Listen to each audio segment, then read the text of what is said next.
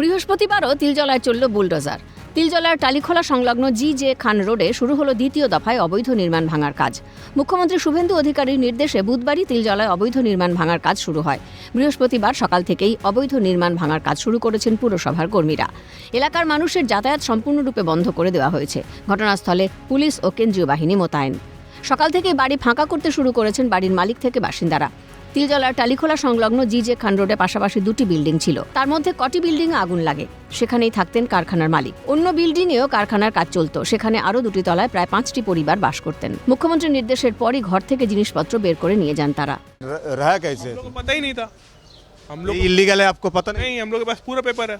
क्या क्या पेपर क्या क्या है? पेपर है, घर का डॉक्यूमेंट सब है। हमको अभी उतना आइडिया नहीं है।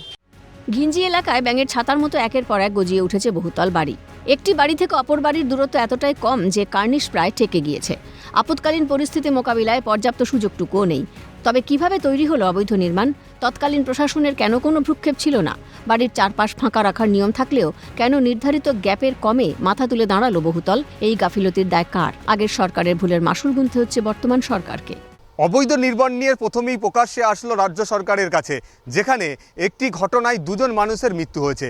তপসিয়ার একটি কারখানা থেকে 2 মানুষের মৃত্যু হওয়ার পরেই তদন্ত কমিটি গঠন করেছিলেন মুখ্যমন্ত্রী। আর সেই তদন্ত কমিটির রিপোর্টে দেখা গেল যে কারখানায় 2 জনের মৃত্যু হয়েছে সেই কারখানাটা সম্পূর্ণ অবৈধ এবং কারখানার বিল্ডিংটিও সম্পূর্ণরূপে কোনো রকম প্ল্যান ছাড়াই গড়ে উঠেছিল।